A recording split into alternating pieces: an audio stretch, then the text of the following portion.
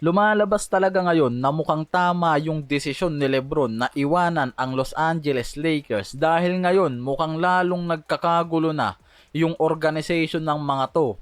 Last year lang kasi binenta ng Bass family ang halos 50% ng majority stake nila kay Mark Walter na nagkakahalaga ng 10 billion USD na halos isang taon lang ang pagitan. Binenta naman agad yan nitong si Walter kay Josh Kashner at Iger sa halagang 12 billion.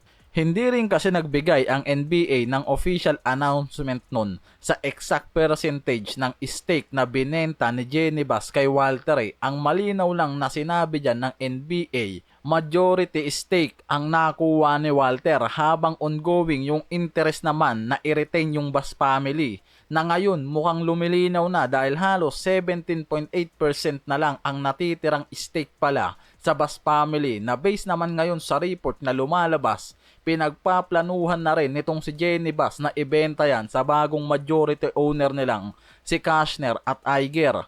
Kapag natuloy yan, aabot sa 83% ang combined ownership ng dalawang to sa Lakers franchise. Kaya possible, mawala na rin nga raw sa pagiging team governor itong si Jenny Bass sa Lakers ngayon.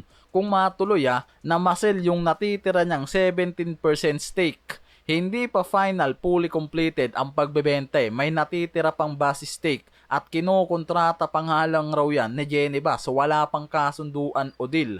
Kaya nagmumukha talagang nakaalis si LeBron bago abutin ng sunod-sunod na problema ang Lakers management. Dahil nakaalis si LeBron bago magsimula na magkagulo ang organizational transition dito.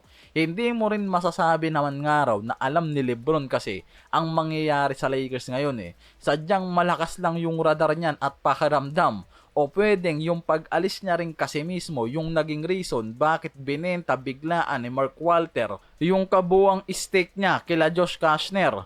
Kaya naging timing wise yung desisyon nitong si LeBron na pag-alis sa Lakers. Pagkatapos kasi niyang umalis, nagkaroon agad ng malaking ownership transition sa LA na hindi niya nang araw kailangan pagdaanan kasi bilang Lakers at mukhang safe naman nga siya ngayon sa championship window ng Philadelphia 76ers Sinabi kasi ng bagong ownership na intensyon nilang panatilihin si Jenny Bass bilang governor pero ngayon ang dispute about sa 17.8% na stake niya naglalagay sa positioning na alanganin lalo na kung magdesisyon talaga itong si Jenny Bass na ibenta yung stake niya na natitira kay Josh Kashner at Iger Dati nang nagdesisyon na mag-transition talaga ang Lakers papunta kay Luka. Isang LA Time analysis pa yung nagsabing pagkatapos ng departure ni LeBron, mas lumilinaw talaga ngayon yung team direction ng Lakers na mas nakapokus sa batang roster at mas nakasentro na talaga kay Luka.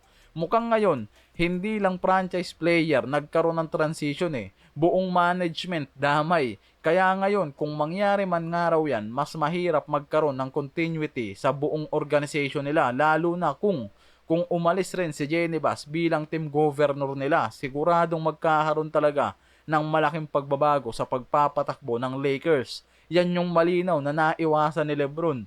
At pwedeng mangyari din kung sakali yung sinasabi ng mga analyst about kay Luka na pwedeng abutin lang ng 1 to 2 years talaga yung career niya sa Lakers. Depende sa magiging takbo ngayon ng bagong front office. Ang problema pa sa Lakers kasi ngayon, salary cap flexibility at roster construction nila. Sa report ni Sean Daviney, limited na ang Lakers sa paggamit ng veteran minimum para sa bagong players Kaya hindi nila basta-basta kayang mag-offer ngayon kay Kuminga ng contract na hindi bababa above 25 million per year. Kaya hindi rin sila makapag-acquire ngayon ng starting forward. Wala silang no choice. Sign in trade lang ang pwede nilang gawin at mag-waive ng ibang player Si Jared Vanderbilt, Dalton Knecht talaga ang nilalagay ng mga yan sa trade block kasama yung drop compensation nila. Ang problema lang talaga yung salary demand nitong si Kuminga at yung Atlanta Hawks mismo mukhang hindi interesado kay Jared Vanderbilt kung gagamitin sa sign and trade Dahil si Dalton Knecht una pa lang nagre-request na talaga ng trade dyan sa Lakers. Mukhang ayaw na rin mag-stay dyan Sa rookie season niya, nakita yung malaking potential niya bilang backcourt player. Ang problema, bumagsak ang role niya at average mula sa 4.2 points per game dahil masyadong limited ang minutes niya. Ilang beses rin siyang binaba ng Lakers sa G League. Based sa NBA mismo, pwede sana siyang magkaroon ng mas malaking offensive opportunity ngayong umalis si LeBron dahil kailangan palitan ng Lakers yung scoring na nawala sa kanila. Ang problema, may mga pumalit Pero ngayon, nakita na mas maganda kay Kinect talaga na mapunta na lang sa team na magbibigay sa kanya ng freedom para mag-develop pa kaysa mag-stay sa Lakers na mas maraming established name na pinapriority. Kaya nagkakaroon ng irony dahil ginagamit nila si Kinect ngayon para makakuha ng mas established wing. Kaya yan yung pinakanilalagay nila sa trade blocks. Reasonable rin naman bakit pwedeng pag-interesan pa rin siya ng mga team dahil hindi naman talaga problema yung talent niyan. Hindi lang nga talaga yan nabibigyan ng pagkakataon sa rotation nila. Kaya pwedeng maging pabor pa rin talaga kay Kinect yung trade na mangyayari sa kanya. Yan yung pagkakataon nga raw niya para makapunta sa team na may mas malaking chance para makakuha siya ng magandang role at playing time sa rotation. Based na rin kay Jake Fisher gusto ng Lakers gamitin si Bando kasama yung 2032 pick swap nila pero hindi interesado ang Atlanta Hawks yan para sa sign and trade lang. Mas concerning pa ngayon na pwedeng hindi rin ganong ka-attractive kasi kung isasama nila si Dalton Kinect sa trade package, possible maghanap sila ng 3-team trade deal. Kaya nauugnay naman ang Cavaliers kay Dalton Kinect ngayon kung magkakaroon lang ng 3-team trade deal